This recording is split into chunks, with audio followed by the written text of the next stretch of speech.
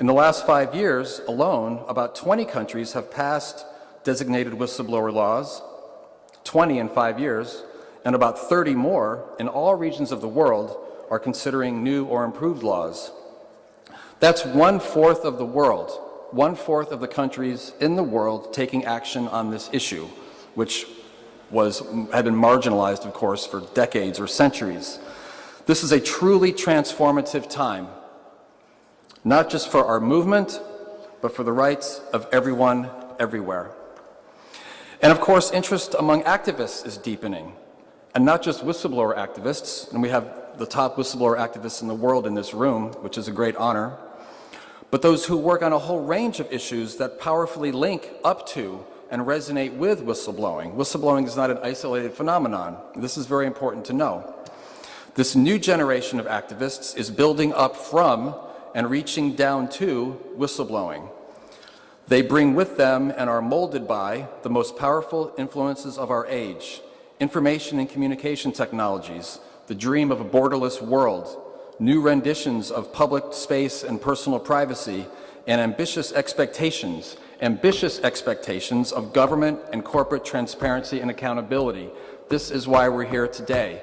People want more transparency, more accountability. Whistleblowing is a product and a symptom of this.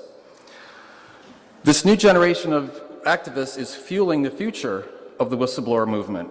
It is incorporating whistleblowing into the critically interrelated fields of investigative journalism, and we'll hear from some of those folks this week, access to information, free speech, human rights, media and internet freedom, data privacy, and workers' rights, to name just a few. There's even a whistleblower platform for reporting environmental crimes called Wild Leaks, where people can securely and anonymously report poaching, trafficking, logging, and other wildlife offenses. So that's pretty cool. Why do whistleblowers even need to do this for society? Why are they doing this job? Regulators, the people on whom the public depends to protect its interests, aren't doing enough. They can't, they won't, or they don't know how to.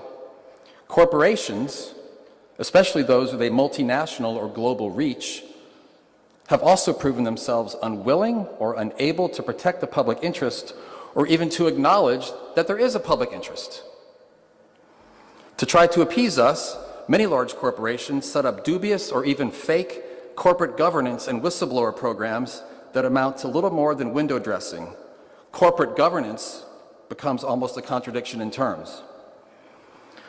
My fellow journalist Ben Knight and I exposed such a questionable program at Siemens, the multinational engineering company, in an article published in 100 Reporters this past July, and you can see this article at 100r.org. We, the people, should not rely on the government and on the corporations anyway. That's not even democratic. It's not a democratic principle. It actually goes against the soul and the purpose and the mechanisms of democracy. Show me an example of a government or a corporation fixing their own problem on their own initiative without any public or media pressure. Show me one.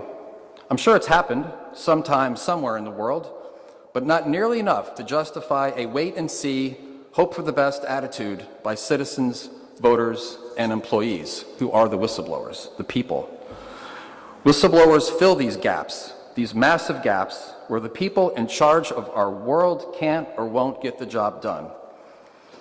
Quietly but firmly, whistleblower protection laws are beginning to work. And this also isn't news in the newspapers because it's good news and it's not a scandal, but people are being reinstated all over the world. A tax department official in Bosnia, like I mentioned, a bank executive in Nigeria, a waste disposal worker in South Korea, a mental health caregiver in Ireland, an electronics salesman in Japan, and a Justice Ministry employee in South Africa known only as Mrs. M. Got her job back, thanks to the media and the whistleblower law there.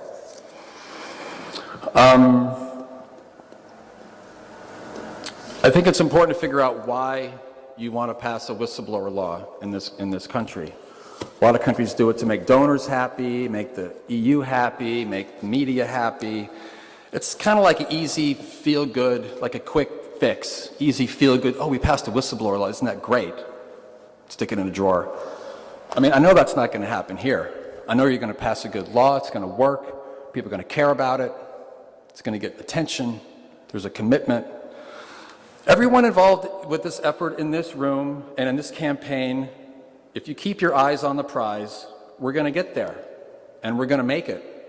And we're going to have a whistleblower protection law that not just one that you're proud of, but one that actually does what it's supposed to do.